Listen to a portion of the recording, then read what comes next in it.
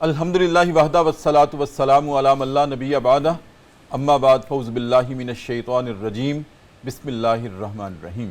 السلام علیکم ناظرین، صبح کی پرنور ساعتوں میں پبلک نیوز ٹی وی چینل پر پروگرام صدائے قرآن لے کر ڈاکٹر محمد طاہر مصطفیٰ آپ کی خدمت میں حاضر۔ ناظرین کرام، جیسا کہ آپ جانتے ہیں پروگرام صدائے قرآن کا آغاز الحمدللہ رب العالمین بالکل ابتدائے قرآن سے ہوا تھا، الحمد سے ہوا تھا، سورہ فاتحہ سے ہوا تھا۔ ناظرین کرام، پوری ترتیب اور تسلسل کے ساتھ سورہ فاتحہ کے اختتام کے بعد سورہ بقرہ کا اختتام ہوا، جو 4 مہینے 19 دن میں ہوا تھا، اور اس کے بعد ناظرین کرام ہمارا سبق جاری ہے، اور اس وقت ہم پہنچے ہیں قرآن کریم کا 4تھا پارہ ہے، سورہ آل عمران ہے، اور آل عمران کی آیت نمبر 130 سے لے کر 131 تک آج ہمارا سبق ہے۔ تو آئیے ناظرین کرام، سب سے پہلے آج کے سبق کی ہم تلاوت سماعت کرتے ہیں امام حرمین شریفین الشیخ عبدالرحمن السدیس کی آواز میں۔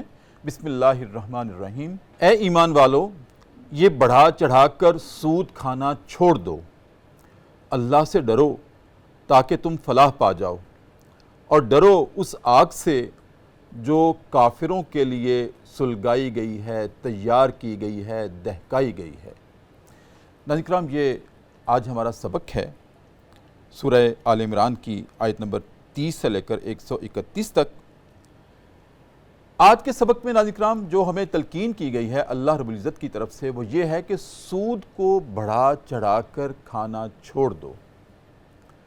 ناظرین کرام، سوال یہ پیدا ہوتا ہے کہ بڑھا چڑھا کر کھانے کی جو ممانعت آئی ہے، اس سے کیا مراد ہے کہ بڑھا چڑھا کر سود کھانا چھوڑ دو؟ اس کی ناظرین کرام 2 صورتیں ہو سکتی ہیں جو میں عرض کیے دیتا ہوں ابتدا میں مقدمے کے طور پر۔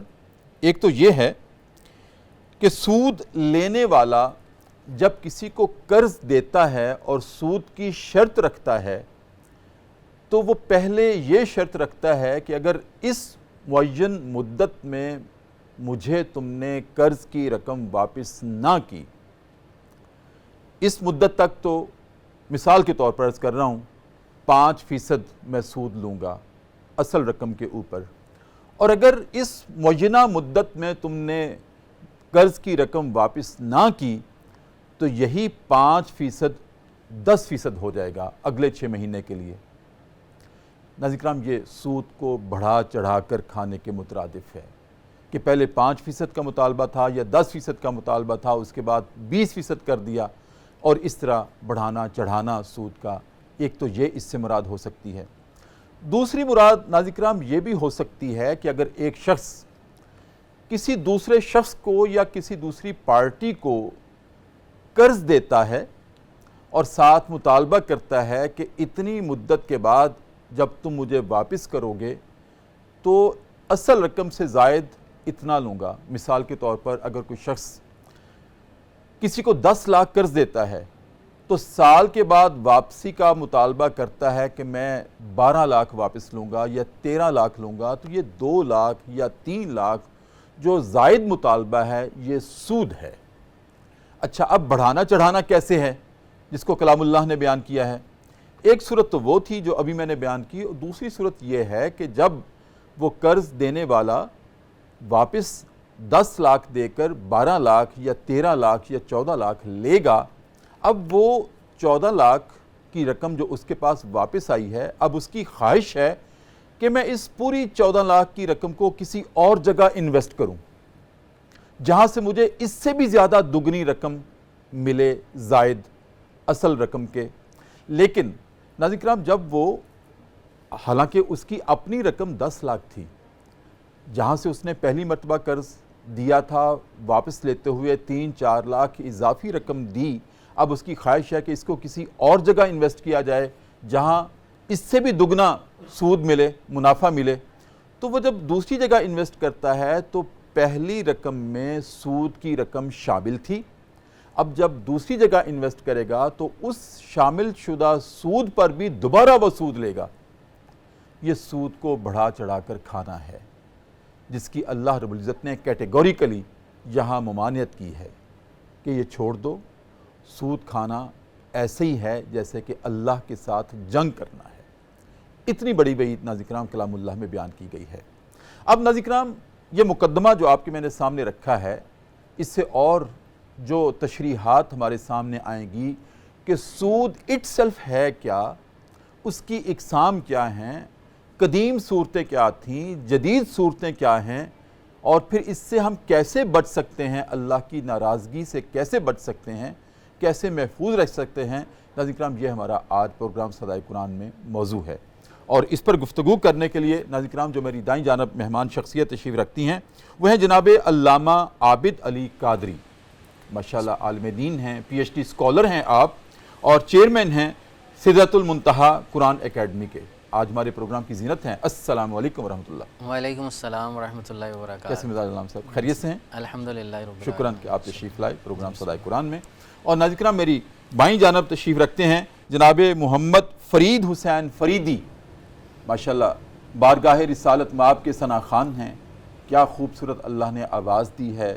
السلام علیکم ورحمۃ اللہ۔ وعلیکم السلام ورحمۃ اللہ۔ کیسے ہیں فرید؟ الحمدللہ، آپ خیریت سے؟ جیتے رہیں، آپ تشریف لائے۔ بہت شکریہ۔ پہلے بھی آپ نے جب کلام پڑھا تھا اس کی ابھی تک تاثیر دلوں میں باقی ہے، جزاک اللہ۔ اور ہمارے ناظرین کی فرمائش تھی کہ فرید کو دوبارہ بلایا جائے۔ بہت شکریہ، جیتے رہیں، جزاک بہت اللہ۔ شکریہ۔ علامہ صاحب، پروگرام کا مقدمہ میں نے آپ کے سامنے رکھا ہے، امید ہے آپ کو ہمارے فارمیٹ کا علم ہوگا۔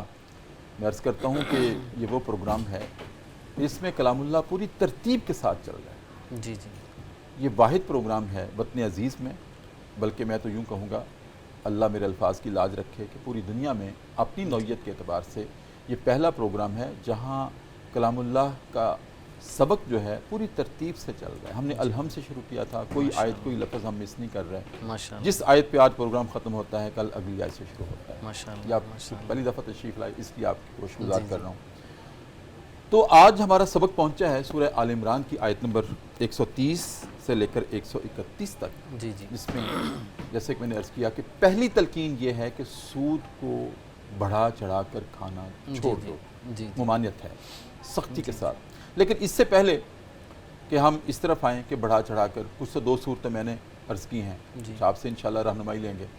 پہلے ہمارے ناظرین کی یہ رہنمائی فرما دیں آپ کہ سود اٹ سیلف ہے کیا، جی جی، اس کی اصل کیا ہے، سود کی یہ حرام کیوں کہا گیا ہے، اس کو اس کی ممانعت کیوں آئی ہے، اس میں کون سی ایسی علتیں ہیں جی، جو انسان کی روح کو تباہ کرتی ہیں، جی، جی۔ ظاہری اور باطنی انسان کی شخصیت کو مسخ کرتی ہیں اور اللہ کی ناراضگی کا سبب بنتی ہیں۔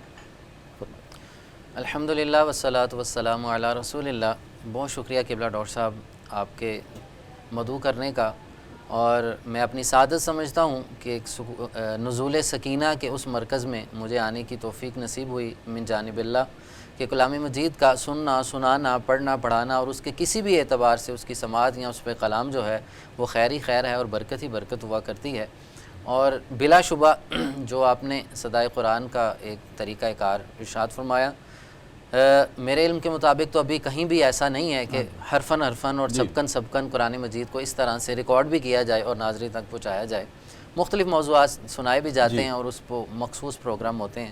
اللہ اس پہ استقامت دے اور ہمیں اسے نبھانے کی توفیق نصیب فرمائے۔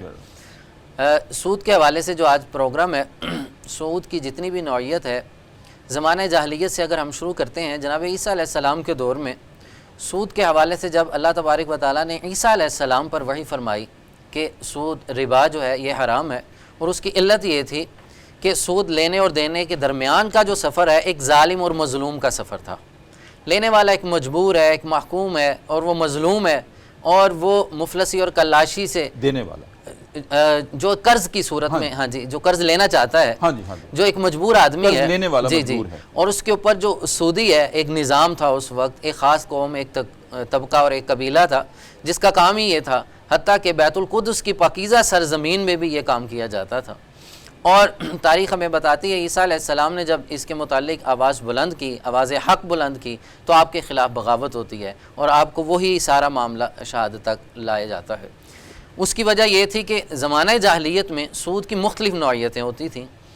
وہ یہ تھی کہ ایک چیز دی ہے، چیز کے بدلے میں چیز لی جاتی تھی، درم و دنانیر، کم اور قلت میں اس طرح اس کا لین دین ہوا کرتا تھا۔ موجودہ زمانے میں جیسے کرنسی ہے، اس کی ہم ماضی میں دیکھتے ہیں تو اس کی نوعیت مختلف ہوتی تھی۔ آقا کریم صلی اللہ علیہ وسلم کے دور رسالت مآب صلی اللہ علیہ وسلم تک یہ تسلسل جاری رہا۔ سود بالکل کلی طور پہ ختم نہ ہو سکا۔ یہ مختلف قبائل مختلف انداز میں اس میں نمایاں تھے جو سود کا کام کرتے تھے، سود لیا کرتے تھے۔ اب یہ تھا ظلم۔ آقا کریم صلی اللہ علیہ وسلم نے اپنے کردار مبارکہ سے اور اپنی سیرت تجربہ سے جب اصلاح شروع فرمائی ہے، پھر قرآن کا حکم آ گیا جو بھی آپ نے تلاوت کی، اسی طرح سورہ بقرہ میں بھی اس کے متعلق یہ چیزیں سٹیپ بائی سٹیپ آتی رہیں۔ پھر خطبہ حجۃ الوداع بہت اہمیت کا حامل ہے، جب باقاعدہ طور پہ کلی طور پہ ایک قانون بنا دیا جاتا ہے۔ آپ نے ابھی ارشاد فرمایا کہ اس کی علتیں کیا ہیں۔ اس کی علت سب سے پہلی یہ ہے کہ ظلم ہے۔ ایک شخص، وہ ظلم یہ ہے، ایک شخص مجبوری کی حالت میں آیا ہے، وہ آپ سے قرض لینا چاہتا ہے، وہ قرض کی واپسی، وہ اگر قرض واپس کرنا چاہتا، دینے کی حالت میں ہوتا، وہ قرض لیتا ہی کیوں؟ اب وہ لینا چاہ رہا ہے 1,00,000 روپے آپ سے۔ آپ دو صورتیں ہیں اس کی، جیسے آپ نے بھی ارشاد فرمایا، یا تو 1,00,000 پہ ہی 1,00,000 واپس کرے گا مقررہ مدت کے مطابق، یا سٹیپ بائی سٹیپ دے گا۔ ہوتا یہ ظلم یہ ہے کہ وہ غریب آدمی ہے، مفلس ہے، کلاش ہے، مجبوری سے وہ لے رہا ہے۔ مانگنا آسانی سے نہیں ہے، یہ بہت مجبوری سے ہاتھ پھیلا جاتے ہیں، زبان سے یہ الفاظ نکالنا کہ مجھے قرض چاہیے بہت مشکل ہے، لیکن انسان مجبوری سے مجبور ہے۔ تو سود جو لیتا ہے، یقیناً آپ نے بالکل ٹھیک ارشاد فرمایا کہ وہ انسان کی مجبوری کی قیمت لگا رہا ہے۔ جی جی، اس لیے یہ سب سے بڑی علت تو یہ ہے اس کے، وہ اس کی مجبوری کو کیش کروا رہا ہے، لیکن یہ اپنی عزت نفس کو رکھتے ہوئے اس نے ہاتھ جب پھیلا دیا، اس نے کہا جی میں مجبور ہوں، میرا فلاں فلاں فلاں مجبوری ہے اور میں اس صحت اس وقت مجھے مال کی ضرورت ہے۔ اس نے 1,00,000 دیا، اس نے کہا مقررہ مدت پہ دو گے۔ آقا کریم صلی اللہ علیہ وسلم نے ارشاد فرمایا قرض دو، اور قرض دینے کے بعد اطمینان سے صبر کرو، اور جتنی مدت تم صبر کرو گے اللہ تمہیں اس کا اجر عطا فرمائے گا۔ یہ پہلی قسم ہے، یہ احسان ہے، یہ ایثار ہے، یہ سخاوت ہے، یہ دین ہے، یہ معاملات میں آپ کی اخلاقیات ہیں۔ دوسرا، اب وہ کہتا ہے جی 1,00,000 پہ مجھے 20,000 اوپر دینا ہوگا، یک مشتی، جب تم واپس کرو گے تو 1,20,000 واپس کرو گے۔ یہ جو 1,20,000 ہے، اب وہ مجبور آدمی ہے، وہ 1,00,000 استعمال کر چکا ہے، دوبارہ اس کو 1,00,000 جمع ہی نہیں ہو پا رہا مقررہ مدت تک۔ وہ دوبارہ آتا ہے جی میرے پاس 1,00,000 نہیں ہے، میں آپ کو کیسے واپس کر سکتا ہوں؟ اس نے کہا کوئی مسئلہ نہیں، آپ 1,00,000 کا 1,20,000 تھا، اب 1,40,000 ہو گیا ہے۔ وہی بڑھا چڑھا کر وہ اب بڑھتا چلا جا رہا ہے، اب وہ 1,00,000 بھی نہیں دینا پا رہا، اس کی حیثیت ایسی نہیں ہے کہ وہ ریٹرن کر سکے 1,00,000 یک مشت۔ اب اس پہ اگلا معاملہ یہ آتا ہے جو موجودہ ابھی جو چل رہا ہے معاملہ بینکنگ سسٹم میں بھی، اس کے علاوہ بھی فی زمانہ اگر آپ سروے کیجئے، یہ حالات اس حد تک ابتر ہو چکے ہیں، ہر دوسری جگہ پہ گلی محلوں میں نعوذ باللہ من ذالک لوگ اس کام کو ایک نیا رنگ دے کے، نئی شکل دے کے، اس طرح ادھار پہ لون کے نام پہ بزنس کے طور پہ کر رہے ہیں۔ بہت سی ایپس ہیں آپ کے سامنے، روز آپ کے پاس بھی بہت سے طلباء یا آپ کے حلقہ احباب میں آتے ہوں گے جو یہ کمپلین کرتے ہیں انہوں نے ایک ایپ سے لون لیا ہے، پھنس گئے ہیں بیچارے۔ یہ مختلف صورتیں ہیں، یہ ہے ظلم ہی۔ اب دوسری صورت یہ ہے کہ اب اس نے 1,00,000 پہ 1,40,000 کیسے وہ دے سکتا ہے؟ پھر وہ کہتا ہے جی آپ تھوڑا تھوڑا کر کے دیں۔ ہوتا یہ ہے جو اوپر کا سود ہے وہ بیچارہ اتارتا رہتا ہے، جو اصل رقم ہے وہ ویسے ہی رہ جاتی ہے۔ اب پستہ در پستہ چلا جاتا ہے، وہ اس انسان کی اس کی مجبوری کا ایسا ناجائز فائدہ اٹھایا جا رہا ہے، حتیٰ کہ لوگ خودکشی کرنے پہ آ جاتے ہیں، اپنی جان سے ہاتھ دھو بیٹھتے ہیں، پھر ان کی اولاد اس سود کو اتارتی رہتی ہے۔ یہ وہ سارا نظام تھا جس کو آقا کریم صلی اللہ علیہ وسلم نے ماضی، حال اور مستقبل سے ملاحظہ فرمایا تھا کہ اس پہ ظلم ہے، مجبور آدمی پہ ظلم ہے، اس لیے قرض حسنہ کا حکم دیا گیا، ایثار کا حکم دیا گیا۔ فرمایا کہ اگر تم کسی کو قرض دو، سود کو کاٹنے کا جو حل اور تدارک ہے، قرض دو، اگر تم صاحب استطاعت ہو تو اسے معاف کر دو، اللہ اس کا اجر تمہیں قیامت میں دے گا۔ اس کی اگلی صورت اختیار کی گئی، تمہیں سے کوئی قرض لینے آتا ہے، سود کو ختم کرنا ہے، کیونکہ قرآن مجید میں بھی اللہ نے فرمایا کہ رب تعالیٰ سود کو ختم کرتا ہے اور صدقات اور خیرات کو بڑھانے کا حکم دیتا ہے کہ آپ کسی پہ احسان کریں، احسار کریں، اور اس پہ ایثار کرتے ہوئے اس پہ جو ہے مہربانی کا حکم دیا گیا۔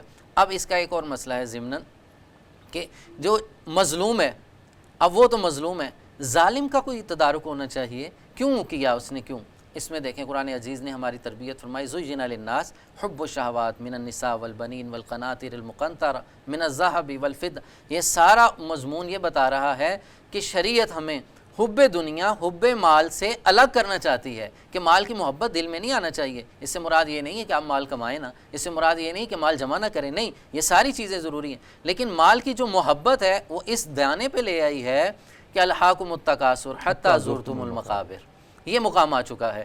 اور رب تعالیٰ آقا کریم صلی اللہ علیہ وسلم کے ذریعے ہماری جو تربیت، مسلم امہ کی تربیت ہو رہی ہے، پوری انسانیت کی تربیت ہو رہی ہے، اگر تمہارے دل میں حب مال نہ ہوتا تو سود کا کام نہ ہوتا، اس مظلوم کی یا اس مجبور کی مجبوری سے ناجائز فائدہ نہ اٹھایا جاتا، اس سے پھر کیا ہوگا؟ اگلا معاملہ کہ سود کو کیوں آپ حرام کہتے ہو جبکہ یہ تو اس میں کوئی مذائقہ نہیں ہے۔ دیکھیں ایک شخص نے 1 لاکھ لے کے واپس 140 کرنا ہے، اب وہ کیا کرے گا؟ وہ کرپشن کرے گا، چوری چکاری کرے گا، وہ اس کے پاس جو بھی ایزی وے ہوگا وہ کسی بھی انداز سے مال اس نے جمع کرنا ہے۔ اس کے سر پہ ایک تلوار ہے کہ میں نے اس کو ریٹرن کرنا ہے، نہ کیا تو میرا مال بڑھتا چلا جائے گا۔ اب دیکھیں سسٹم میں خرابی آ گئی، آپ کے نظام میں خرابی آ گئی۔ وہ کیا ہے کہ اب وہ حلال حرام کی تمیز کھو بیٹھا، وہ چوری چکاری کی طرف جا سکتا ہے، وہ رشتہ داروں احباب میں اغیار میں جہاں اس کا ہاتھ پڑے گا وہ کہیں نہ کہیں سے مال جمع کرے گا۔ اس کو ایک خوف ہے کہ میں نے واپس کرنا، نہ کیا تو بڑھتا چلا جائے گا۔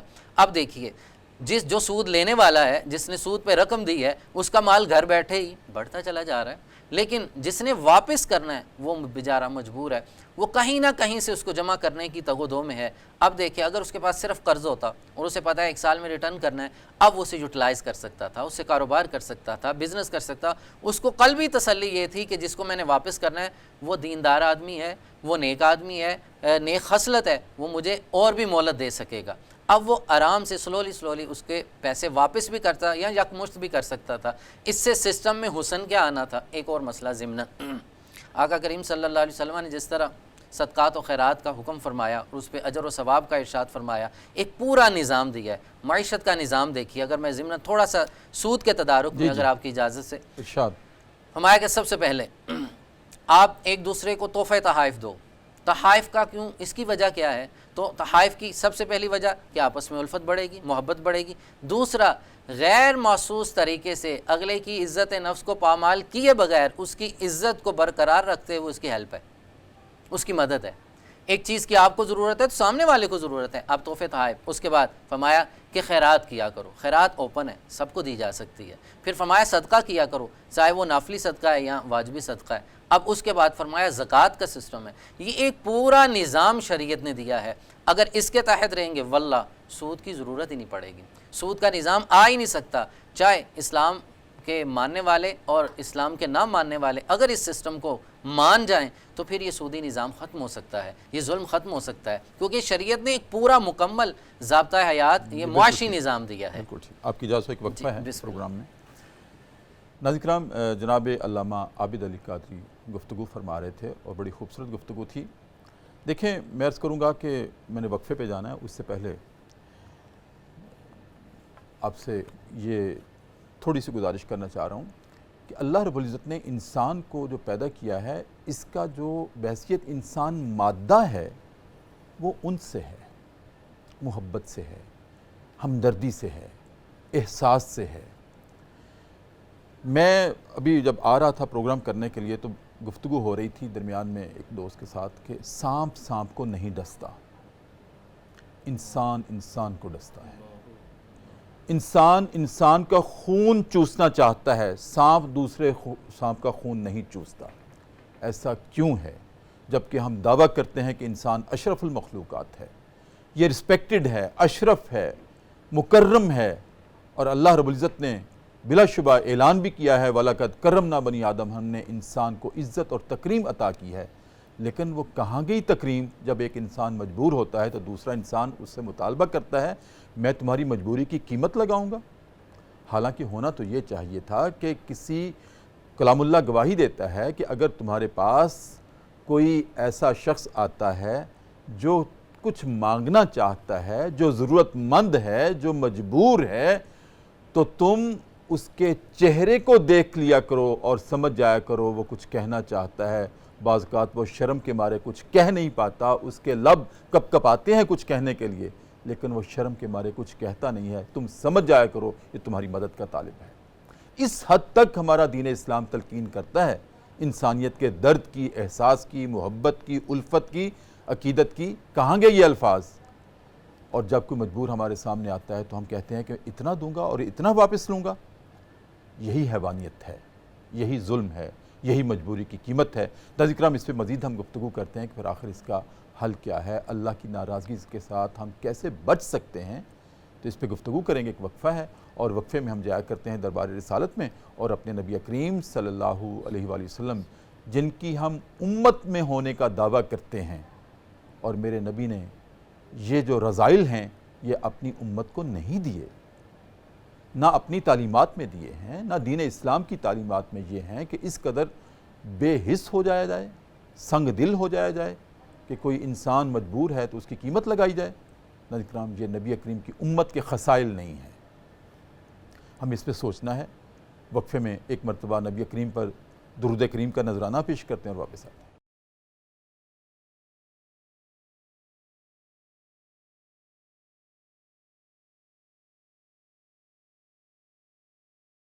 وقفہ کے بعد ناظرین کرام دوبارہ آپ کی خدمت میں حاضر ہیں۔ صبح کی پرنور ساعتیں ہیں، سہانی گھڑیاں ہیں، پبلک نیوز ٹی وی چینل ہے، ہمارا پروگرام ہے صدائے قرآن، اور آج الحمدللہ رب العالمین پوری ترتیب اور تسلسل کے ساتھ ہمارا سبق پہنچا ہے سورہ آل عمران کی آیت نمبر 130 سے لے کر 131 تک۔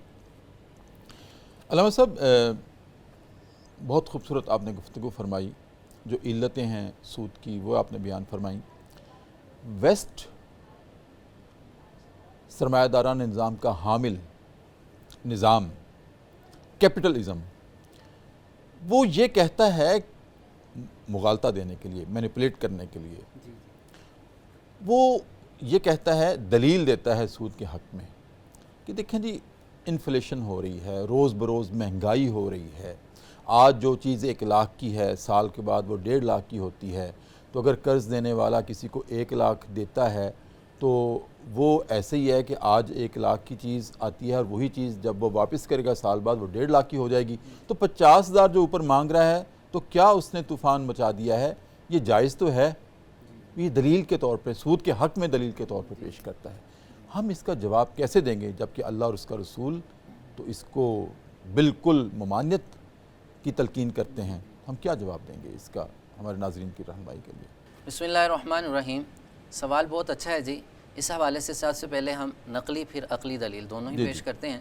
نقلی دلیل ہمارے لیے سب سے پہلے دلیل حق وہی ہے جو قرآن مجید کی آیات ہیں۔ سود حرام ہے، اس کے پیچھے دلیل کیا ہے؟ وہ قرآن کی آیت ہے اور اللہ کے محبوب علیہ الصلوۃ والسلام کا فرمان ہے۔ اب دیکھیے کہ اگر ظاہری اعتبار سے دیکھا جائے کہ اس کو حلال کرنے کے لیے یا جائز کرنے کے لیے یا اس کی صورتیں بدل دی جائیں اور ان کی اقسام پہ بات کی جائے تو پھر ایک عقلی دلیل یہ کی دی جاتی ہے کہ دیکھیں ایک شخص ایک دوسرے پہ احسان کر رہا ہے، وہ تو مہربانی کر رہا ہے اپنی طرف سے، اس نے حلال کمایا، محنت کی کمائی ہے، اور اپنی محنت کی کمائی کسی کو کیوں دے؟ سوال یہ ہے۔ اس کے اندر ایک ہلکا سا روحانی تربیت کا سفر ہوتا ہے، اگر وہ ساتھ چلتا جائے تو یہ جو عقل میں آنے والے سوالات ہیں یہ سارے ساتھ ساتھ زائل ہوتے چلے جاتے ہیں۔ اب ویسٹ کو ہم نے جواب یہ دینا ہے کہ سب سے پہلے کہ آپ یہ جو کہہ رہے ہو کہ ایک شخص نے 1 لاکھ پہ 1.5 لاکھ مانگ لیا ہے تو اس نے کیا قصور کیا ہے؟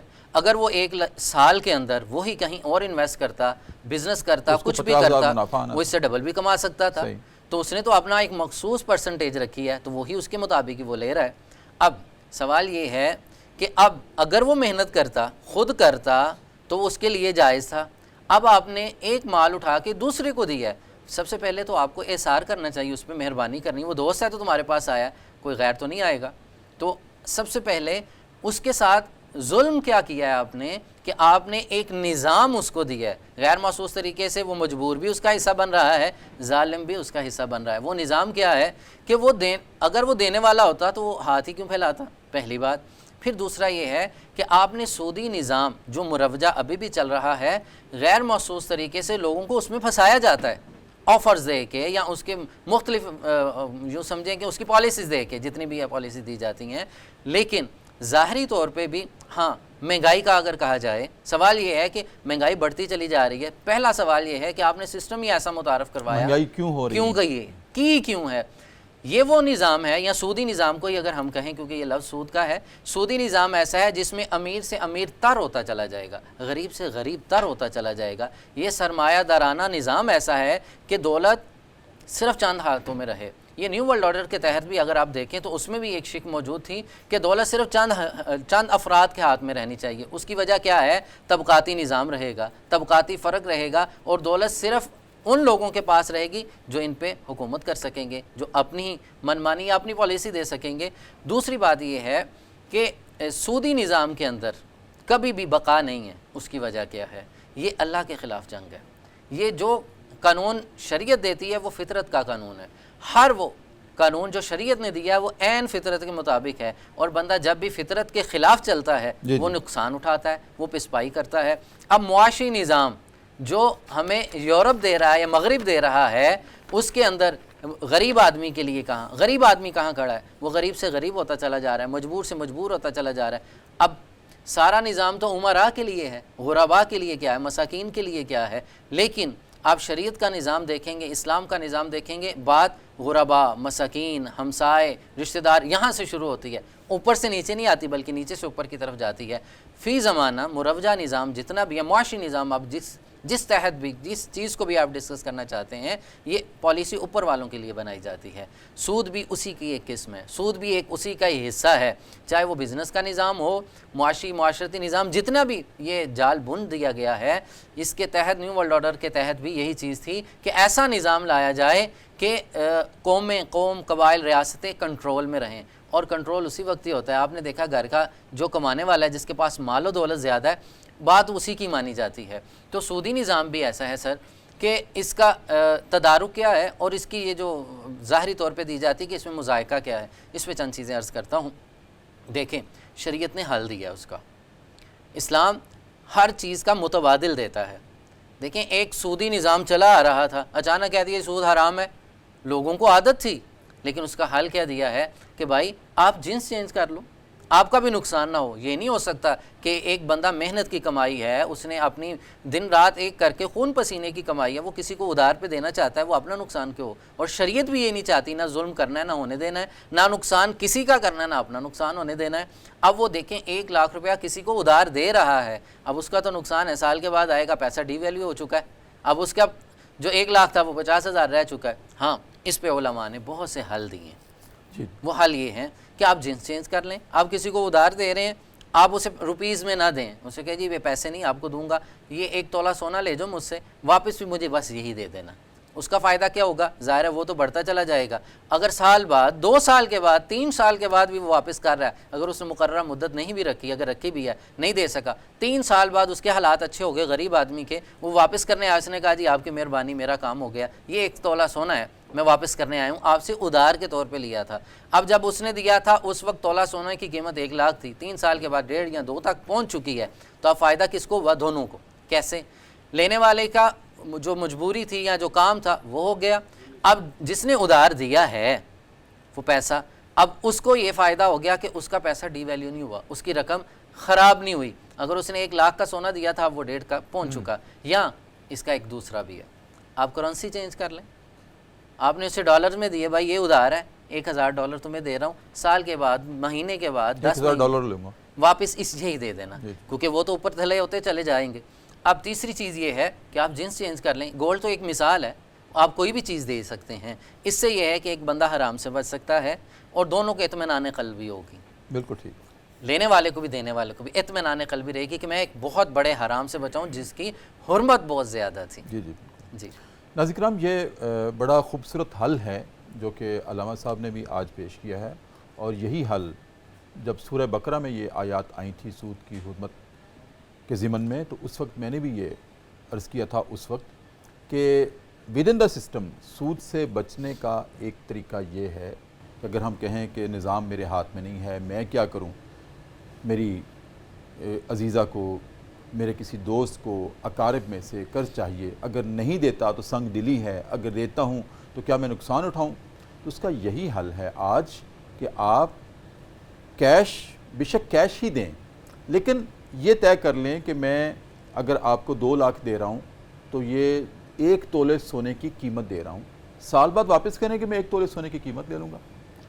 ناظرین کرام، سود کو جو حرام قرار دیا گیا ہے، اس میں ایک علت یہ ہے کہ ہم فکس کر لیتے ہیں کہ میں تمہاری مجبوری کا فائدہ، تم جاؤ جہنم میں، تم بزنس کرو، تمہارا بزنس چلتا ہے نہیں چلتا ہے، کہاں سے لاؤ گے، کہاں سے دو گے، مجھے اس سے سروکار نہیں ہے، میں 1 لاکھ دے رہا ہوں، 1.5 لاکھ واپس لوں گا۔ یہ فکسیشن، یہ مجبوری کی قیمت اور یہ انسانی قدروں کے خلاف ایک رویہ ہے جس کو دین اسلام حرام قرار دیتا ہے۔ جب ہم جنس چینج کر لیں گے کہ سونے پہ ڈیل کر لیں گے تو ہمیں معلوم ہی نہیں ہے کہ سال بعد سونے کی قیمت کتنی اوپر جائے گی، اور یہی تجارت ہے جس کو اللہ رب العزت نے حلال قرار دیا ہے۔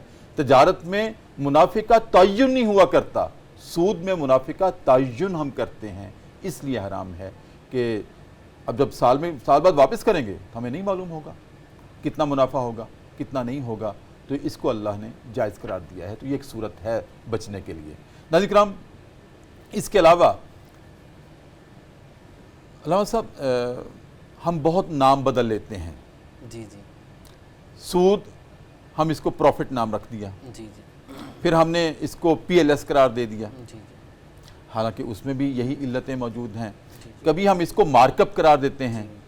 ناظرین کرام، بات یہ ہے کہ دیکھیں شراب ہے وہ اس کی علتی حرام ہے، اب شراب کی بوتل کے باہر اگر آپ اس کو مکی شراب یا مدنی شراب نام دے دیں، حلال تو نہیں ہو جائے گی، کیونکہ وہ شراب ہے، وہ حرام ہی ہے، نام جتنے مرضی تبدیل کر لیں۔ سود کا نام آپ مارک اپ رکھ دیں تب بھی حرام ہے، پروفٹ رکھ دیں تب بھی حرام ہے، آپ کچھ بھی اس کا نام رکھ دیں وہ حرام ہے، اس کی علت حرام ہے، اس کی علت ظلم پہ مبنی ہے، یہ سنگ دلی پہ مبنی ہے، اس لیے حرام ہے۔ تو علامہ صاحب اگر ہم دیکھیں کہ اور کیا کیا صورتیں ہیں جو سود آج ہمارے معاملات میں انوالو ہے، جی ایک تو قرض پر ہے، جی کوئی اور بھی ایسی صورت ہے کہ جس میں سود یا سودی کاروبار انوالو ہوتا ہے جی جی مثلا؟ ڈاکٹر صاحب بہت شکریہ اور بہت اچھا سوال ہے۔ پچھلے دنوں پولیس اسٹیشن جانے کا ویسے کسی کے ریفرنس سے اسی پرابلم کے حوالے سے جانے کا اتفاق ہوا، تو آپ کو پتہ ہے جو ریسرچر ہوتا ہے جیسے آپ کی ماشاءاللہ فیلڈ ہے، تو ہماری کوشش ہوتی ہے جا کے کچھ نہ کچھ ہم نئی چیزیں ادھر ریسرچ کرتے رہیں، تحقیق کریں کیا معاملہ ہے۔ استغفر اللہ العظیم، کہتے ہیں جی فی زمانہ ابھی کچہری میں اور تھانہ دونوں میں اتنے کیسز رپورٹ ہو رہے ہیں صرف اسی چیز کے، سود کے حوالے سے، سودی معاملات ہیں، اور فی زمانہ آپ کے توسل سے ہمارے سننے والے ناظرین تک یہ پیغام پہنچے گا کہ بچیں، یہ اس دور کا سب سے بڑا فتنہ ہے۔ ہم نے تو یہ سمجھا تھا جیسے لوگوں کی ایک رائے ہے کہ بینکنگ سسٹم سود سسٹم ہے، نہیں، آج فی زمانہ ہر دوسرے گھر میں یہ نظام شروع ہو گیا ہے۔ ہو کیا رہا ہے، آپ نے ارشاد فرمایا کہ کیا قسمیں ہیں، اس وقت جو سب سے زیادہ چلنے والی قسم یہ ہے بزنس کے نام پہ انویسٹمنٹ لی جاتی ہے، سٹام کیا جاتا ہے، سارا پیپر ورک موجود ہے، سب کچھ ہے، لیکن فراڈ ہے، ٹوٹل فراڈ ہے ڈاکٹر صاحب۔ وہ کیا ہے، لاکھوں روپیہ لیا جاتا ہے، ہم ماہانہ آپ کو اتنی پروفٹ دیں گے، نام وہی جو ابھی آپ نے فرمایا کہ نام چینج کر دیا گیا، اب نام چینج کر کے چند مہینے کروڑوں روپیہ لے لیا، چند مہینے اس کی پروفٹ دی گئی، اور چلاک بازی کیا ہے، چلاکی کیا ہے کہ اوپر نیچے کرتے ہیں، چند ہزار اوپر چند نیچے، یہ فکس نہ ہو، اور کہا کہ یہ نفع نقصان ہے، نفع نقصان ہے، جی جی، نام نفع نقصان کا دیا جاتا ہے، اور دوسرا جو فکس سے بچنے کے لیے فکس کر دیا تو حرام ہو جائے گا، یہ سود ہو جائے گا، فکس سے بچنے معمولی سا اوپر نیچے، رینج وہی رہتی ہے، اور لینے والے کو خوشی ہوتی ہے جی میرے پیسے ہیں، مجھے اتنا ہی مل رہا ہے، چلو 4-5 ہزار اوپر ہے، چند ہزار اوپر نیچے تو کوئی بات نہیں، اور وہ بھی تسلی جی علماء سے جا کے بھی پوچھ رہا ہوتا ہے جی میں نے اس فکس نہیں کیا، اتنی مجھے ریشو مل رہی ہے، اتنی پرسنٹیج ہے، کیا ٹھیک ہے، ظاہر ہے بظاہر تو سٹریک لگے گی، لیکن اس کے اندر نقصان کیا ہے، total fake, total fraud. Fraud کیا ہے، 10 لوگوں کی رقم اکٹھی کی جاتی ہے، اور لینے والا اتنا چال باز اور چلاک ہے جس نے کلیکشن کی ہے، وہ انہی پیسوں کو روٹیٹ کر رہا ہے، گھماتا چلا جا رہا ہے سب کے اندر، اس کو دی اس کو دی اس کو، چند ماہ، پھر کیا ہوتا ہے 6 ماہ کے بعد، 4 ماہ کے بعد، 10 ماہ کے بعد بندہ غائب، وہ ملک سے باہر چلا گیا۔ یہ سود ہے جی، کلیئر سود کی ایک قسم ہے، اور ہوتا کیا ہے، وہ بیچارے پیچھے رو رہے ہیں، انہوں نے اپنا زیور بیچا، پلاٹ بیچا، گھر بیچا، ساری جمع پونجی اس لیے دی کہ یار بینک میں نہیں رکھتے، ادھر سے سود آئے گا، ہم چلو اس کو دیتے ہیں کہ حلال کام ہو رہا ہے، نام وہ حلال کام کا دیا جاتا ہے، ہوتا کیا ہے، بندہ بھی غائب، پیسہ بھی غائب۔ یہ اس وقت فوج بہت زیادہ چل رہی ہے، اور اس سے بچنا چاہیے۔ کوئی بھی آپ کو یہ کہ جی ہم بزنس کرتے ہیں تو اس کے لیے سب سے پہلے تحقیق یہ کرنی، آپ خود جائیں اس بزنس کو دیکھیں، اس کا حصہ بنیں، یہ نہ ہو کہ آپ وہ سلیپنگ کہتے نہیں آنے کی آپ کو ضرورت نہیں ہے، جی جی بس آن لائن آپ جمع کروا دیں پیسے۔ جی ایسا ہی ہے۔ ایک وقفہ ہے جی بسم اللہ۔ ناظرین کرام، بڑی اہم گفتگو ہے اور بڑے نصائح ہیں اس میں ہمارے لیے، اور بچنے کے لیے، اللہ کی ناراضگی سے بچنے کے لیے بہت ساری خوبصورت آپ کے سامنے تلقین رکھ رہے ہیں پروگرام صدائے قرآن میں۔ وقفہ ہے ایک مرتبہ پھر، اور وقفے میں ہم دوبارہ چلتے ہیں دربار رسالت میں، اور اپنے نبی محتشم صلی اللہ علیہ وآلہ وسلم کی ذات اقدس پر ایک مرتبہ پھر درود کریم کا نذرانہ پیش کرتے ہیں، واپس آتے ہیں۔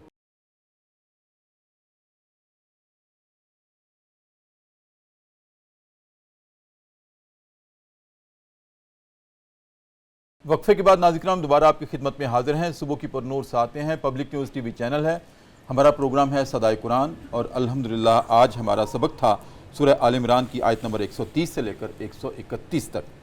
ناظرین کرام اس میں اللہ رب العزت کی طرف سے بڑی واضح تلقین تھی۔ ایک تو یہ کہ سود اور اس کے معاملات، اس سے حد درجہ پرہیز کیا جائے، بچا جائے، اس کی سخت ممانعت ہے۔ اللہ رب العزت کی اور ان کے رسول صلی اللہ علیہ وسلم کی ناراضگی ہے، بہت سخت وعیدیں ہیں، اور اتنی سخت وعید ہیں ناظرین کرام سود کے بارے میں کہ زبان سے بیان کرنا مشکل ہے۔ ایک تو اللہ رب العزت نے اپنے ساتھ جنگ قرار دیا ہے، تو جس کے ساتھ اللہ رب العزت جنگ پہ آمادہ ہو جائے تو اب آپ خود سوچ لیجئے شکست کس کی مقدر ہوگی؟ وہ جو اللہ کے ساتھ جنگ پر آمادہ ہو رہا ہے اس کی مقدر ہوگی۔ دوسرا ناظرین کرام ود ان دا سسٹم ہم اس سے کیسے بچ سکتے ہیں وہ بھی بیان ہو گیا۔ وقت کی قلت ہے، جناب علامہ عابد علی قادری آج ہمارے مہمان تھے، میں ان کا بہت شکریہ بھی ادا کرتا ہوں۔ علامہ صاحب تشریف لائے، ہمیں رونق بخشی، پروگرام صدائے قرآن کو آپ نے 4 چاند لگائے، انشاءاللہ پھر پروگرام کا حصہ مستقل بن گئے ہیں، تو آپ تشریف لاتے رہیں گے، ہم آپ سے رہنمائی لیتے رہیں گے۔ ناظرین کرام اب وقت ہوا چاہتا ہے پروگرام صدائے قرآن میں ذکر صاحب قرآن کا، اور ذکر صاحب قرآن میں ذکر اسماء النبی الکریم کا۔ تو آج جو آپ کے سامنے میں رکھ رہا ہوں اسماء النبی الکریم، وہ ہیں سب سے پہلے سیدنا مقیم الصلاۃ، نماز قائم کرنے والے۔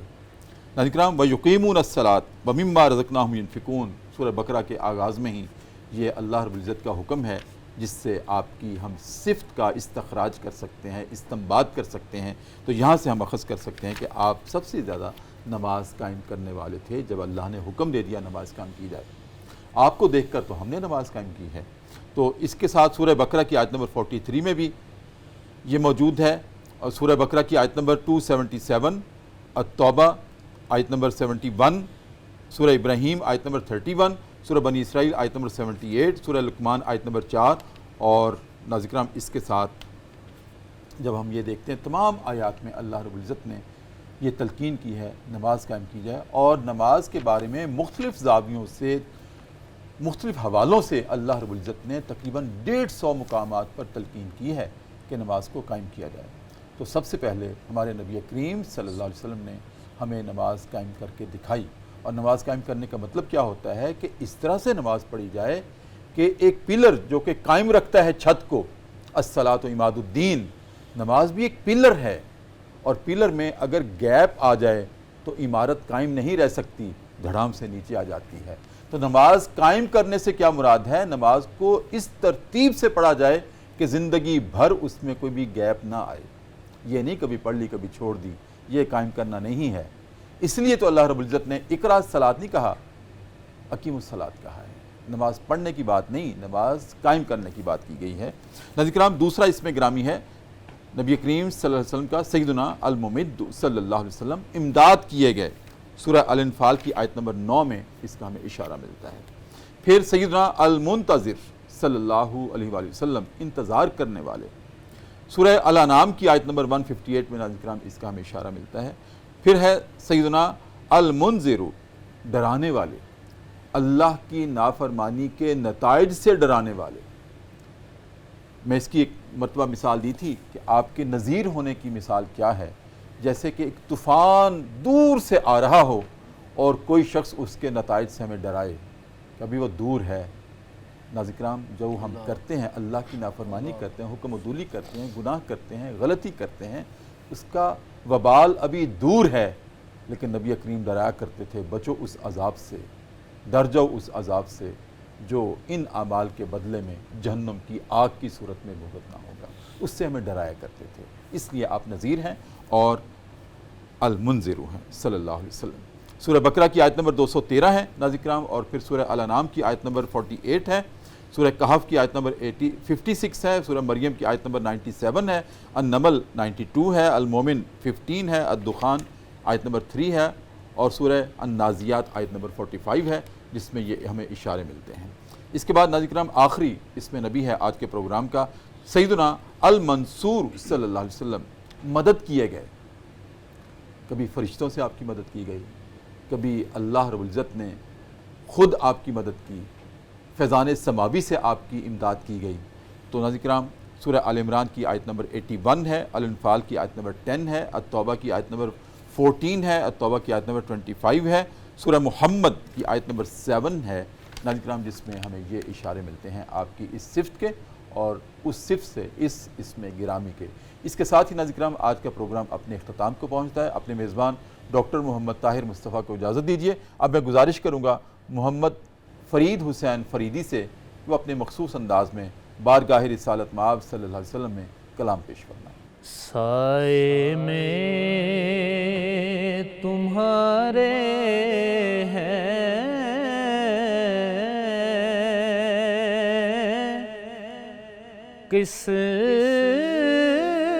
قسمت یہ ہماری ہے، سائے میں تمہارے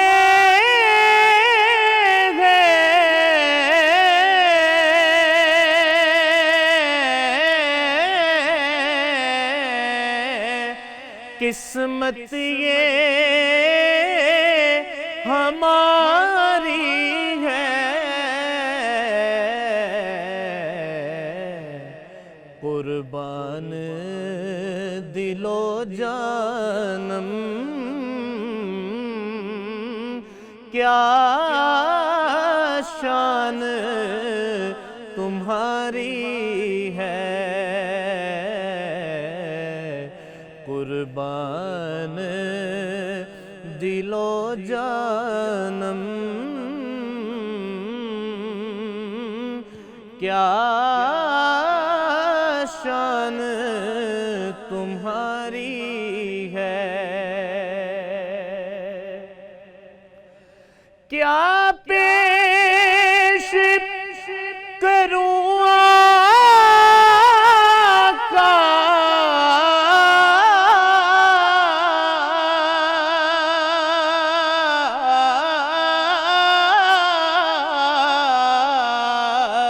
کیا چیز ہماری ہے،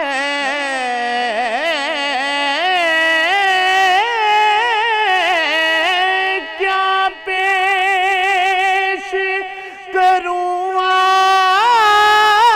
آقا،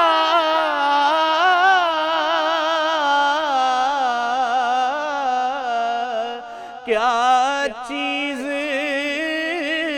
ہماری ہے، یہ دل بھی تمہارا ہے، یہ جاں بھی تمہاری ہے، یہ دل بھی تمہارا ہے، یہ جاں بھی تمہاری ہے، نقشہ تیرا دلکش ہے،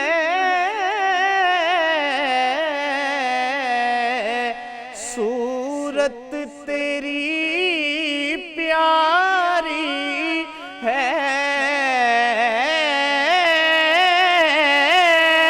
نقشہ تیرا دلکش ہے،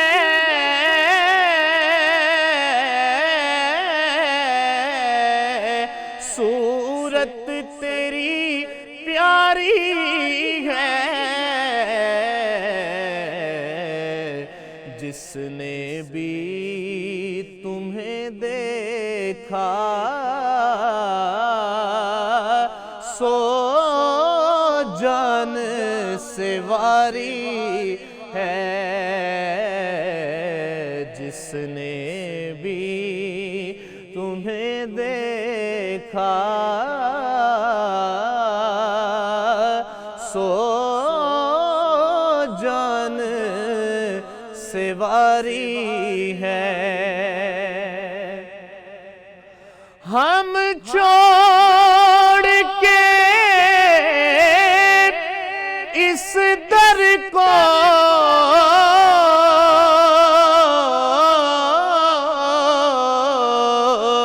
جائیں تو کہاں جائیں یا رسول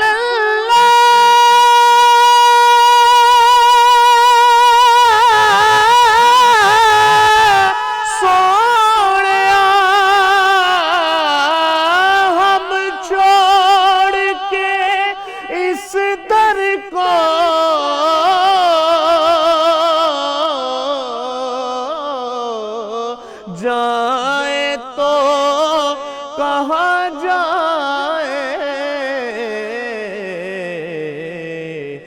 یہ عمر تمہارے ہی ٹکڑوں پہ گزاری ہے یہ عمر تمہارے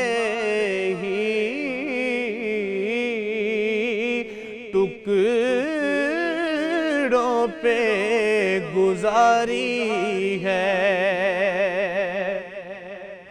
اور گولا کہ برے ہیں ہم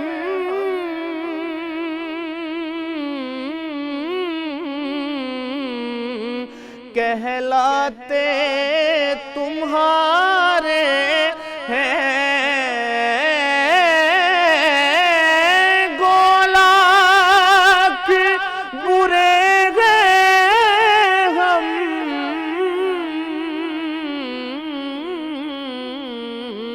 کہلاتے تمہارے ہیں ایک نظر کرم کرنا یہ عرض ہماری ہے ایک نظر کرم کرنا یہ عرض ہماری ہے سائے میں تمہارے ہیں قسمت یہ ہماری